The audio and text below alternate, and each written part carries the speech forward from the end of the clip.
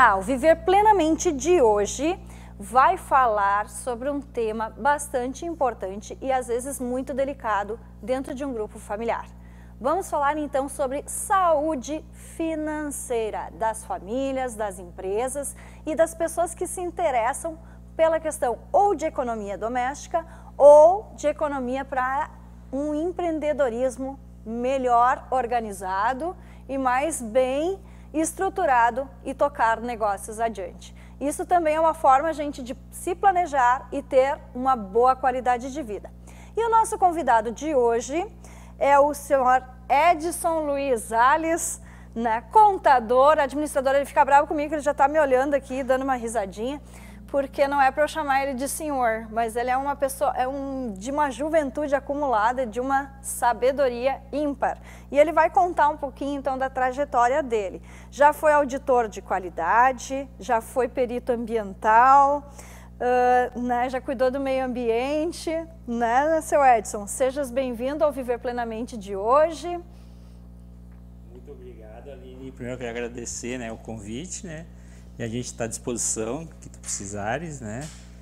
E é uma satisfação participar do teu programa aqui, estou muito feliz.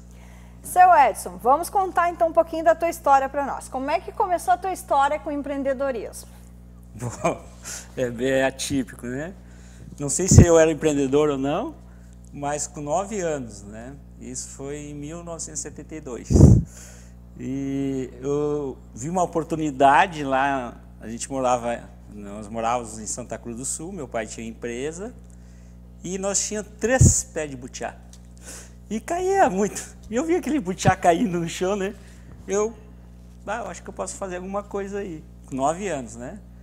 E não sei se foi intuito ou foi, como diz, ali vendo o produto, eu disse, não, vamos juntar, comecei a juntar os butiá, botei em saquinhos de meio quilo e de 1 quilo. E daí, como esperto, né, diz, vou lá na empresa do meu pai, falar com os funcionários. O que o pai fazia? O pai tinha empresas de construção civil, na área de mármore e granito, a gente trabalhava bastante.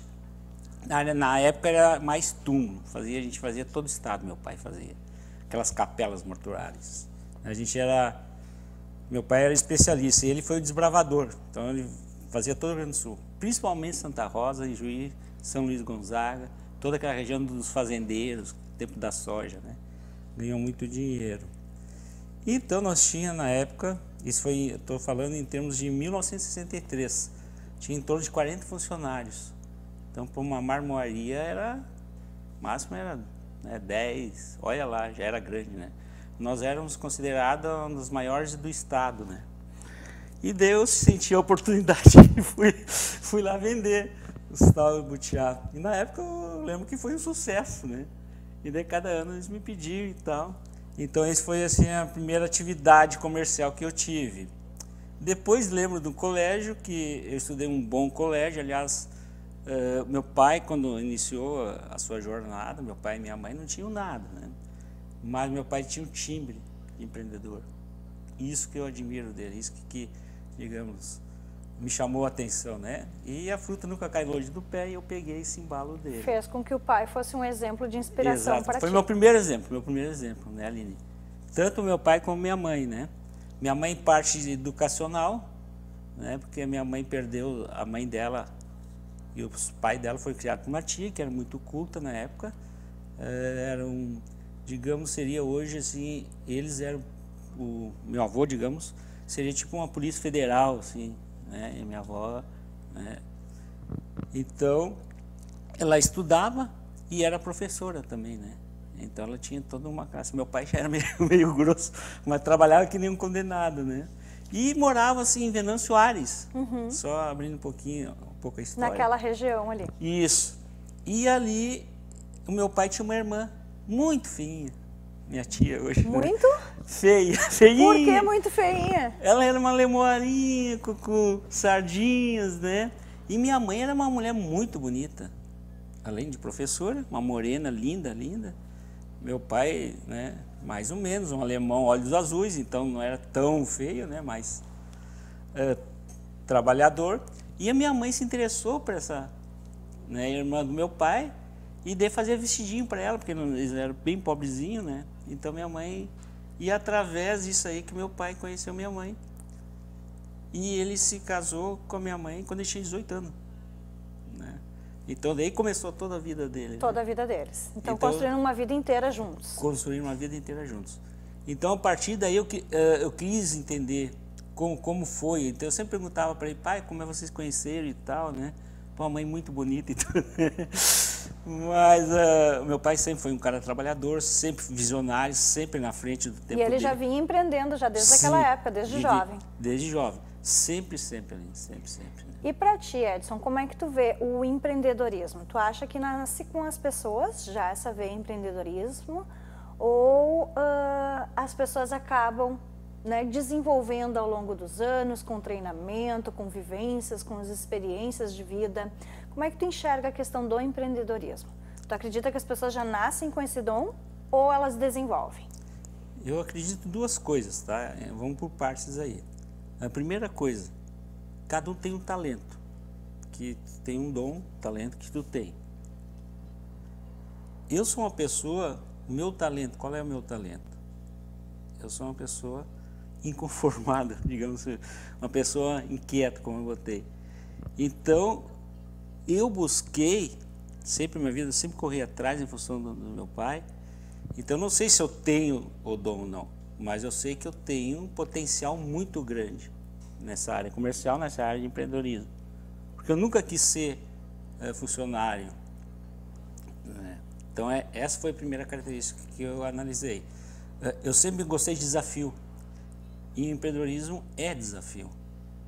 Né? Se tu quer uma vida pacata, tu quer uma vida, casa, trabalho, teu salário no final do mês, esquece empreendedorismo. Empreendedorismo tu vai arriscar, tu não sabe se amanhã... Empreendedorismo é uma aposta também. Uma aposta. Não. É que nem na bolsa, tu vai apostar, tu vai ganhar e vai perder. Tu tem que saber perder também. Então eu acho assim, pode ser que nasce. Comigo nasceu. Porque do meu pai, como diz, a fruta nunca cai longe do pé. Mas tu pode desenvolver. Todos podem. Se tu gostar, eu acho primeira, na minha opinião, né, a primeira característica, tu tem que gostar do que tu faz. Ponto final. Gostou do que tu faz, tu vai atrás. Tu vai trabalhar 24 horas, né, que é o tempo que a gente tem, não tem mais. Sim, o empreendedorismo é uma aposta, mas com aquilo que a gente gosta e com as habilidades para aquilo que a gente gosta. E do contrário, não dá certo. E competência. Sim. Né? Seria mais ou menos, no meu ver, seria habilidade, competência e fazer o que tu gosta. Perfeito. E sobre a tua formação? Eu vi que a tua primeira formação foi na área de contabilidade. Como é que foi essa escolha? Por que contabilidade sendo a tua primeira formação? Boa pergunta. Primeiro, o meu colégio, ele oferecia uma ampla, né, digamos, atividades. O que eu falo sobre ampla atividade? O esporte. O esporte foi um guia mestre meu também. Né? Tudo que imaginar de esporte eu pratiquei. Até banda marcial toquei. A gente foi 3 vezes para o Uruguai. O que tu tocava na banda marcial? Bumbo. Bumbo. Eu sou curiosa, eu pergunto. Exatamente.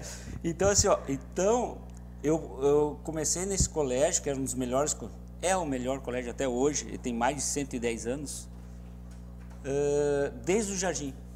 E fui formatando a minha pessoa. Quando chegou o 2º grau, tinha o científico na época ou um técnico. Desde não, você é um técnico. Né?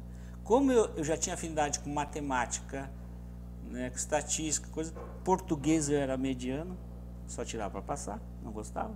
Então se tu não gosta, tu faz, né? Então eu disse, não, vou fazer o técnico contábil. E sim, foi maravilhoso, porque naquela época era muito forte. Né? Tanto o estudo, né, primário como 2º grau. Então foi essa a opção que eu tive. Ou eu ia seguir o caminho para o científico, que, digamos, preparava para o vestibular, né, mais que o técnico, só que o técnico já poderia sair com uma profissão. Né? Então eu optei por ser técnico, né? A maioria só já começava a trabalhar nessa área. Foi muito esse bom. motivo. E depois, as tuas especializações, como é que elas vieram, Edson? Sim, primeiro, de um cara chato. Segundo, um cara muito curioso. E terceiro, como uma psicóloga falou, Edson, tu quer saber tudo ao mesmo tempo, tu é muito complexo. Então, assim, foi mais a minha curiosidade, Eu sou hiperativo. Cara, eu não fico uma coisa só, né? Eu tenho que buscar. Então, as minhas especializações, né? Todo mundo dizia, por que tu não fez um curso só? Não, eu vou fazer 3 cursos.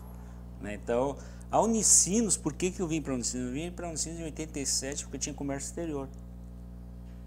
Era a única universidade daqui da região, só tinha Porto Alegre ou São Leopoldo. Não existia Canoas, não existia Caxias, eu acho que tinha, mas do Rio Grande do Sul, que tinha comércio exterior, que visava por causa do calçados aqui, exportação, né? Por causa do calçado que Novo Hamburgo era.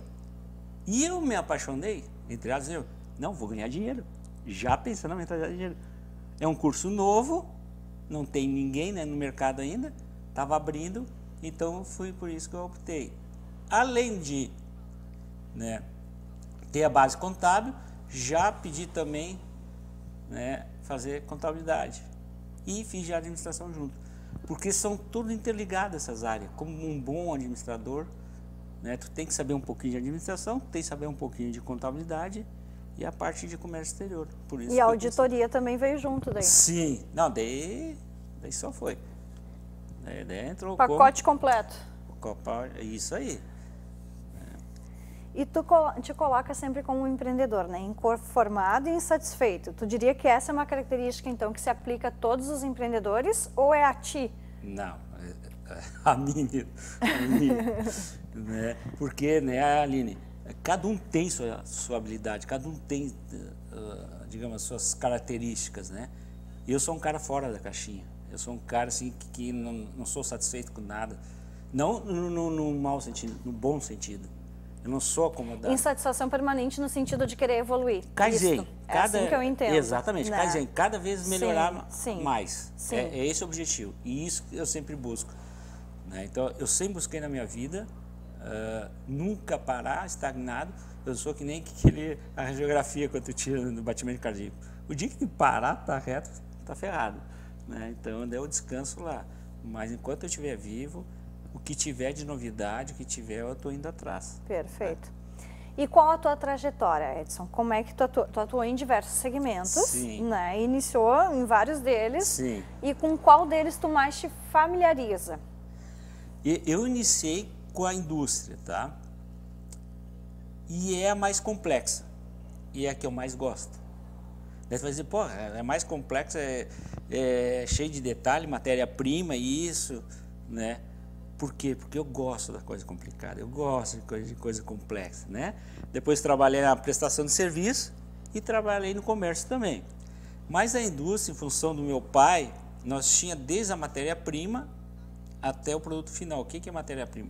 Era as pedreiras, onde saía os granitos, que era em Encruzilhada do Sul. Nós tínhamos uma pedreira, meu pai, isso tudo naquela época, 64, 65, ele já alocou uma pedreira lá, a gente tirava os blocos, depois abriu uma empresa que cortava essas pedras. E lapidava. Era uma máquina assim, 4, 5 metros de altura, né? Dia e noite cortava, levava 20 dias para cortar aqueles blocos, para sair daí, tudo aquelas pias, né? De 3 centímetros.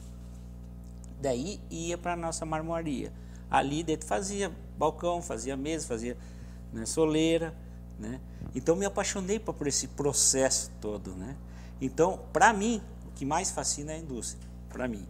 O que eu acho mais complexo é a indústria. Hoje,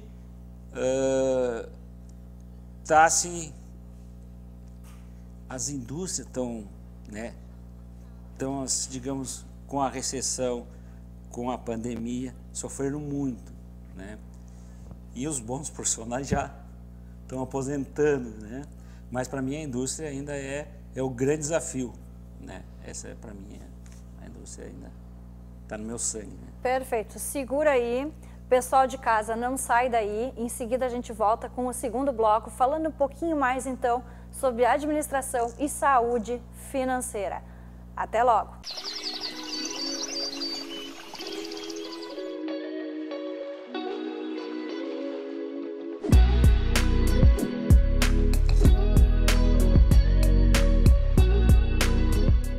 A Contratos RH é uma empresa especializada em gestão de recursos humanos, com experiência em recrutamento e seleção de profissionais de todas as áreas. Nosso foco é a avaliação profissional e diagnóstico empresarial, buscando precisão e assertividade para o mercado. Estamos localizados na Rua Silveira Martins, 109, em Novo Hamburgo. Fale com a gente pelo telefone 30 66 4140. Consultório Estético Doutora Jéssica Knevitz, localizado no centro de Novo Hamburgo, oferece aos pacientes tratamento personalizado nas áreas de harmonização facial e corporal, cuidados com a pele, peelings, botox, preenchimento, bioestimuladores, fios PDO, microagulhamento, lipoenzimática e protocolo Bumbum Max. Prepare-se para o verão 2023. Agendamento 51996713022, Avenida Pedro Armas Filho 5114, Sala 804. Instagram @jessica.knevitz. Na Denegre Psicologia você encontra atendimento psicológico e psicopedagógico clínico e acolhedor. Atuamos na área da psicologia clínica, psicopedagogia clínica com atendimentos individuais, atendimento de casal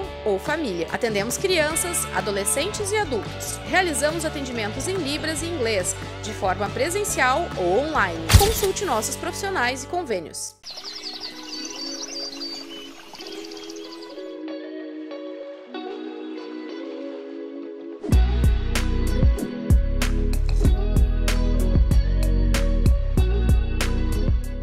Olá, voltamos então com o segundo bloco do Viver Plenamente de hoje, falando sobre economia e administração de finanças. E eu tenho comigo o seu Edson, que também montou um outro negócio. Ele é uma pessoa inquieta, insatisfeita, como todo grande empreendedor, e dessa vez ele vem empreendendo com um outro negócio. Edson, explica para nós o que é a VEG Consultoria e como é que surgiu essa ideia. Eu faço milhões de perguntas numa só, eu deixo ele se diz uma pessoa hiperativa, mas eu trago mais perguntas ainda para deixar ele mais hiperativo ainda.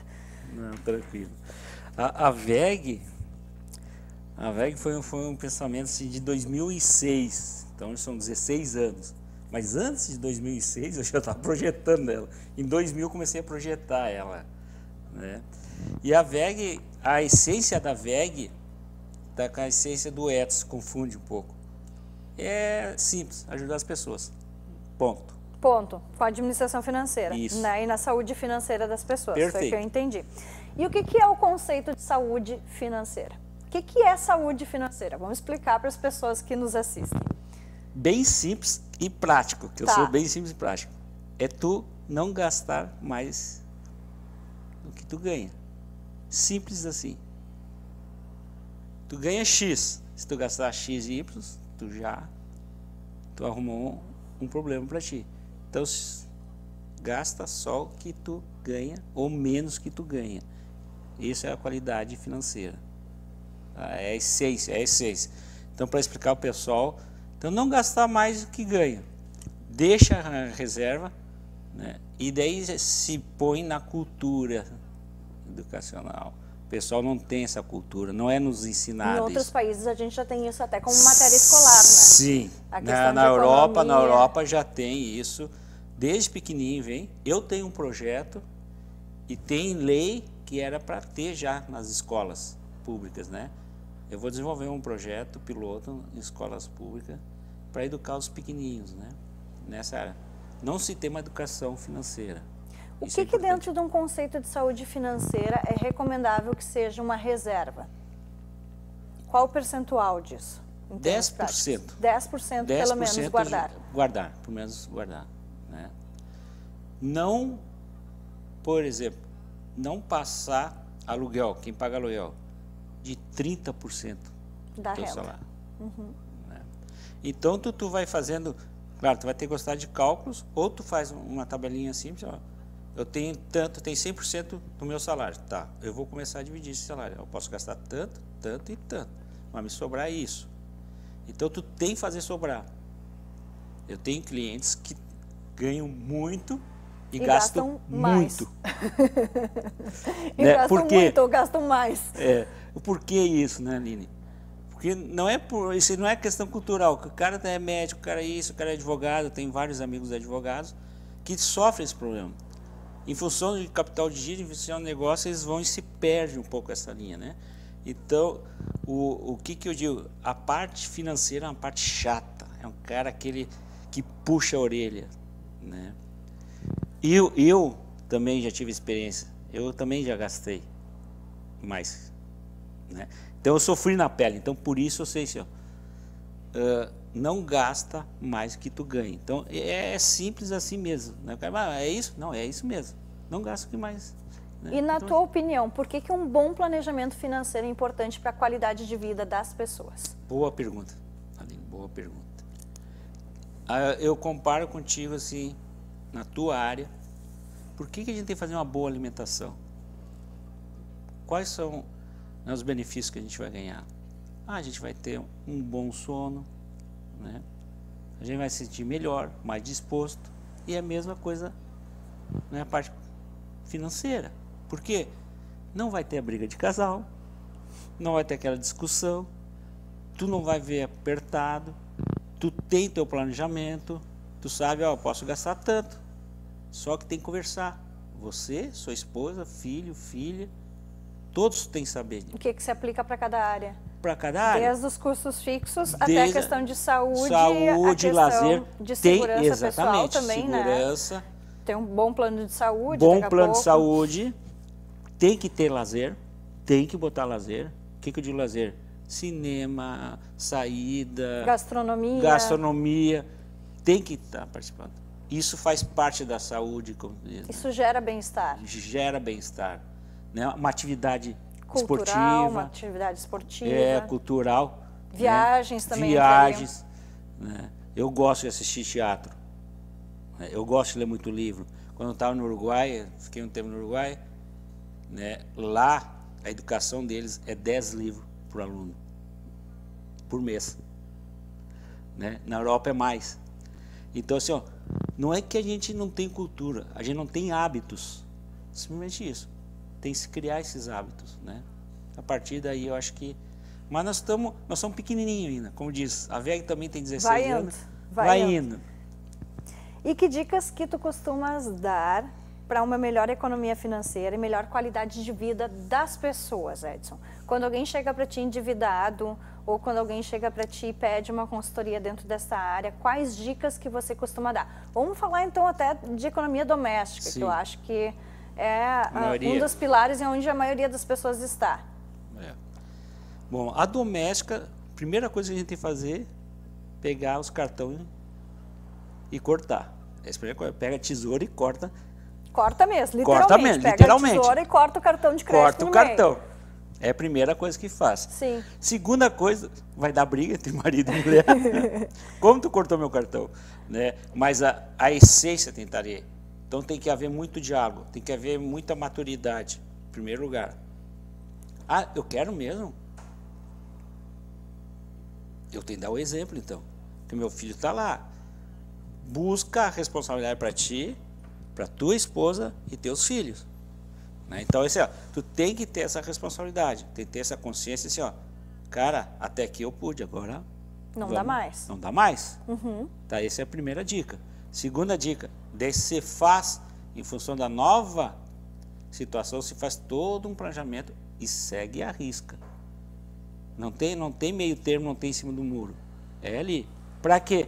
Daqui a um ano, ou depende daqui a 6 meses, pô, agora eu já posso, né, respirar de novo, posso voltar às minhas atividades, né? É viver com menos, fazendo mais. Né? São criações e hábitos diferentes. Eu, por exemplo, eu, Edson, eu tinha sempre uma vida classe alta média. Depois que eu voltei da Europa, eu comecei a diminuir minhas coisas. Né? Que lá a gente tem exemplo. Para que eu quero uma casa de 300 metros quadrados, se eu moro sozinho? Não tem necessidade. Não tem necessidade. Dá para viver com menos e ter menos custo. Exatamente. Então são critérios que tu vai tomando e tu vai vendo o que hoje para o Edson, né, é importante. É o que tu faz, a qualidade de vida. Hoje eu quero, e a maioria das pessoas que estão na nossa cidade, qualidade de vida. Tá, eu vou abrir mão. Eu tinha 3 carros, não tem nenhum mais. Eu tinha 2 bicicletas, tem uma só. Eu ando de bicicleta.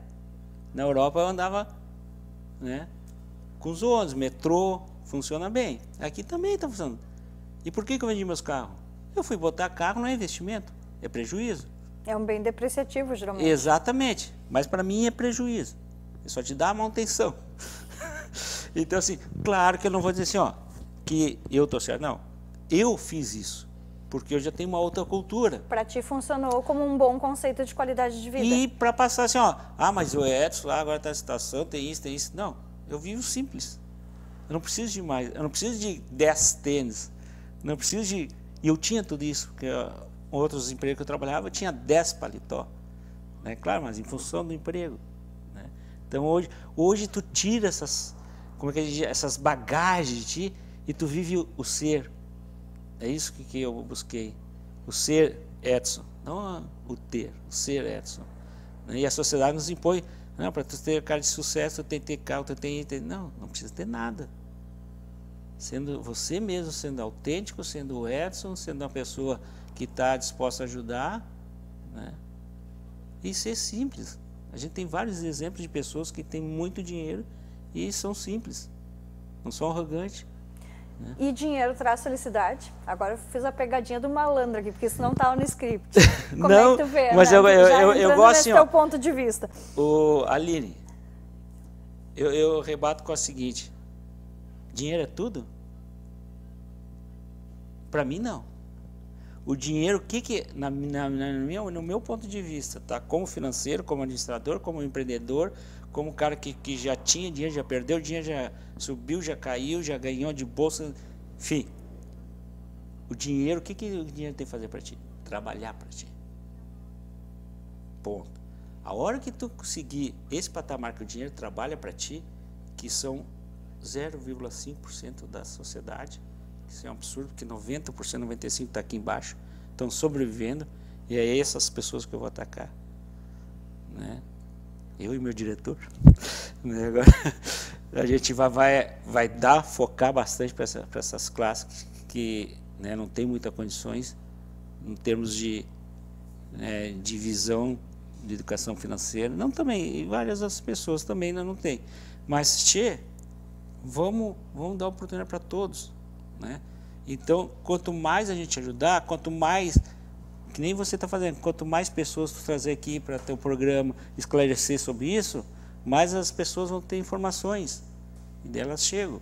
Então, dinheiro é bom, beleza, é bom. Tu não pode, né, viver do dinheiro. Não pode deixar o dinheiro determinar algumas coisas para ti e ser arrogante. Não, agora eu tenho dinheiro, né? Como meu pai dizia, quando sobe a escada, tu cumprimenta, quando tu desce, também cumprimenta. Né? Eu cumprimento todos, na empresa que eu trabalhava lá.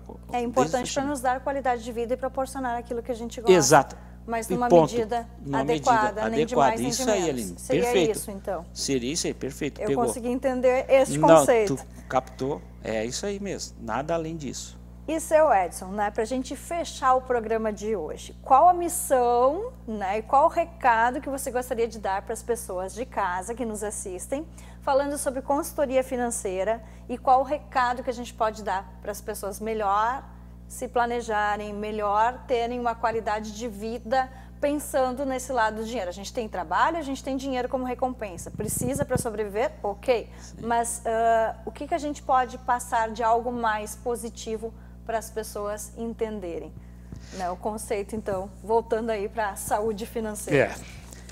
Eu vou te dar até uma coladinha, porque isso aqui é uma frase que eu gosto.